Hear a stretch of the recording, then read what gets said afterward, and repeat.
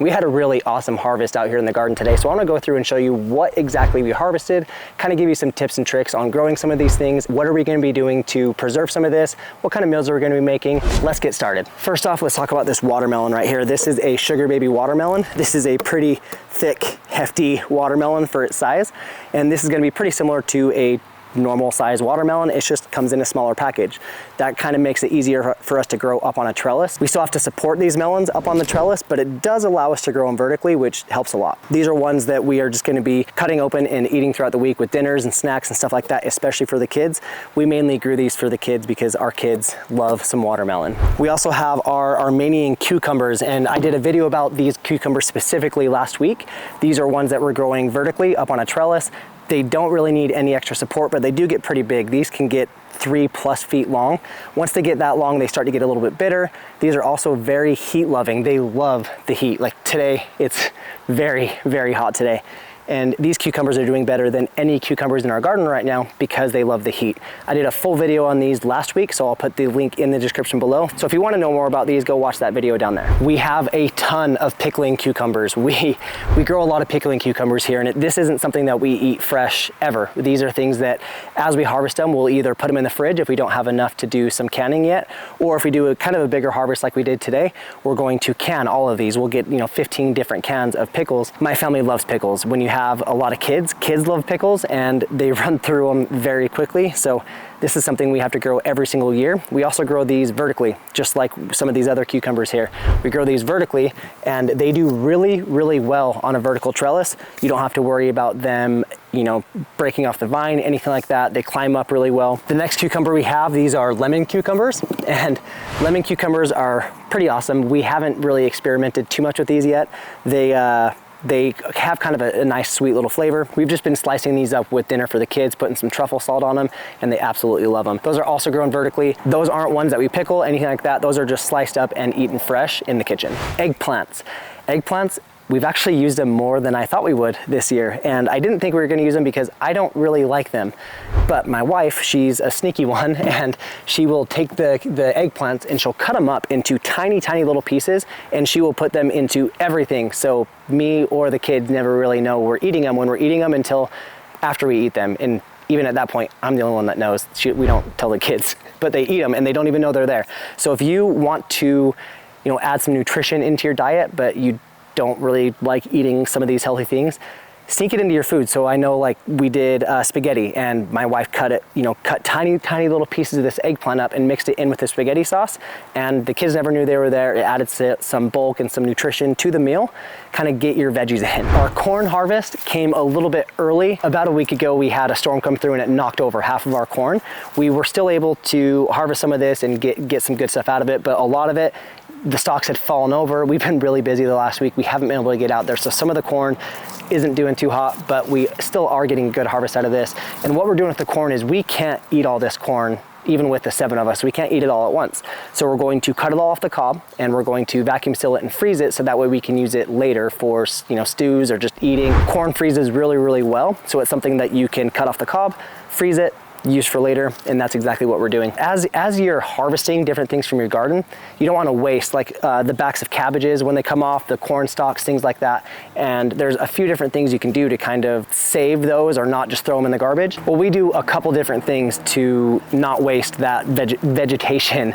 We give them to the goats. Our goats will eat pretty much anything we have in our garden. They love everything. We gave them a few corn stalks earlier. They're already gone over there. Someone have to run over there and give them some more.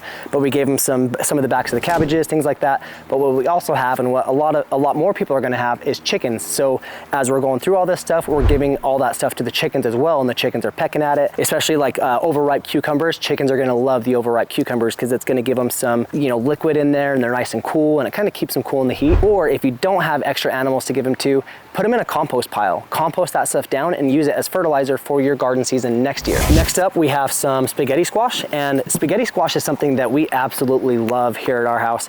We use it for pretty much any kind of pasta replacement you can think of. So any pasta dish, so chicken Alfredo, spaghetti, all kinds of different things, we're going to be using spaghetti squash for that. So we will just slice it in half long ways, and we will kind of season up we'll scrape out the inside, season up the inside a little bit, and then you lay it down with the outside up inside of your oven, and you just I don't know what temperature my wife cooks it at, but she does, and so you can probably find that on Google, but cut it in half, bake them, and then you can just kind of scrape it out, and it gives you a nice pasta replacement that's going to be a lot healthier than some of just your normal pastas. We also were able to get some broccoli. Our broccoli this year didn't do very well because it went from pretty much being winter to summer within a matter of a week. We had an insane amount of snow, got really hot really fast, and a lot of this stuff just bolted, or we got really just tiny broccoli heads.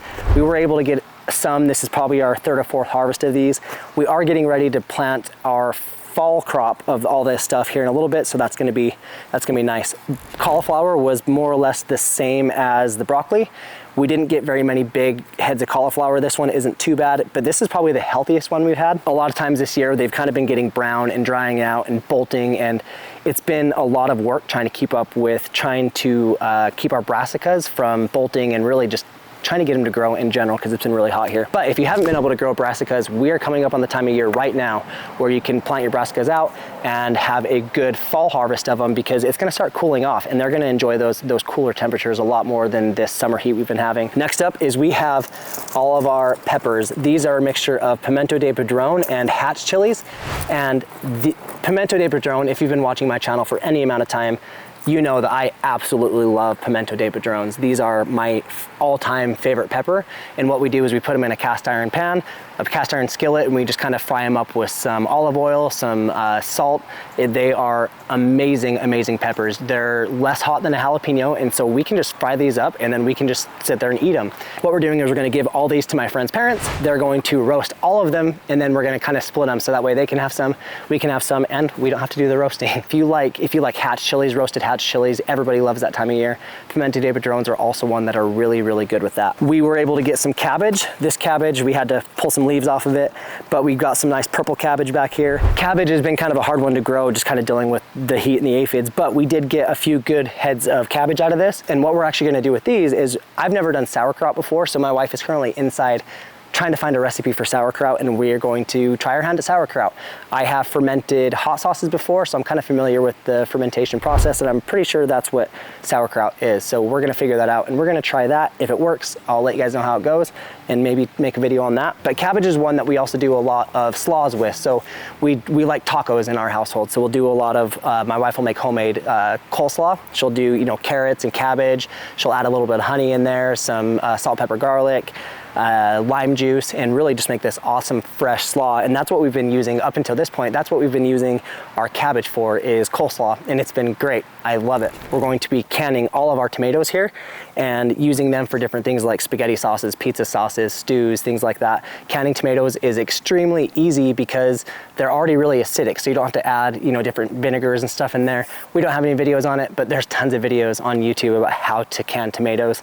They are one of the easiest things to can, so definitely give that a shot. You can also freeze tomatoes and use them later, but we definitely prefer canning. I forgot exactly what this one was. I think this is a purple Cherokee, but this turned into just this crazy mutant looking tomato. We grew some green tomatoes, Aunt Ruby's green tomatoes. My wife loves slicing these and frying them, so fried green tomatoes. We also grew these ones. I think they were supposed to be a something peach, which was supposed to be like kind of like a yellowish color tomato, and it ended up being like this beautiful zebra colored. I'm gonna put some B-roll here, so if you know what this is definitely not what was on the label that we got.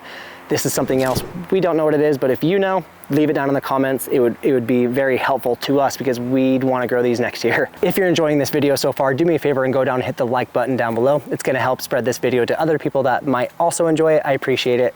Thank you. This is one that I am very excited about. This is a lemon drop melon, and I wasn't all that excited about this until today, and that's because one of these fell a while ago and it looked like it was ripe, and we gave it a shot and it wasn't very good. It was a mediocre melon at best.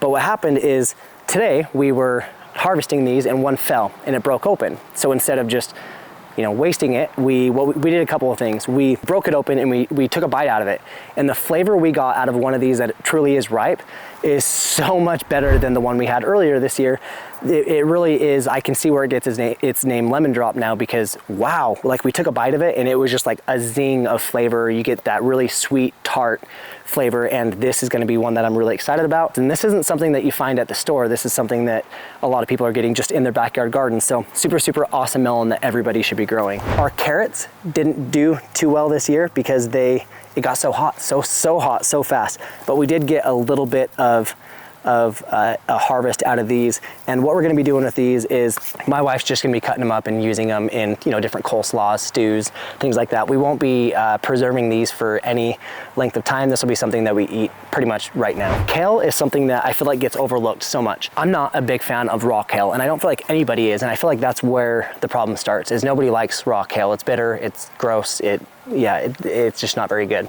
Kale does a lot of things really good though. Kale holds its firmness, its texture. So when you cook it, it doesn't cook down. It adds a lot of bulk to a meal. So if you're on a diet or you're just trying to eat better, kale is something that you can eat, and it's gonna give you some good filling without all those extra calories. Kale is something that you want to eat it cooked.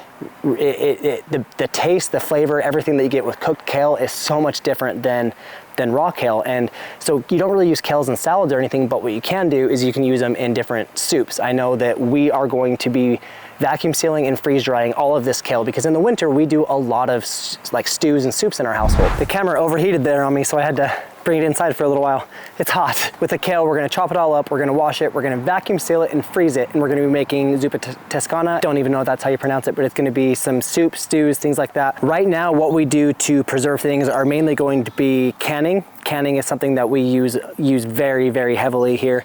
And we also do vacuum sealing and freezing. We don't really just stick anything in the freezer without vacuum sealing it first, just to kind of keep that longevity of it. But we are contemplating right now on getting a freeze dryer. It's a huge, huge investment, but in my mind, it's worth it. So if you'd be interested in seeing videos about freeze drying with the freeze dryer we're possibly going to buy, let me know down in the comments below, because that's something that I'm right on the brink of making that purchase. We've already started all the seeds that we're going to be doing for the fall garden, so we'll be planting those in the garden here in the next few weeks, and I'll make sure that I do a video on that. If you want to see what everything looks like back in our garden, what we're growing this year, how we're growing it, all of our vertical trellises, everything like that, go ahead and watch this video right here, because we did a full garden update where I really go in depth on everything we got going on back there, how everything's doing, how we're growing everything. It's a really good video, so go watch that video and I will see you there.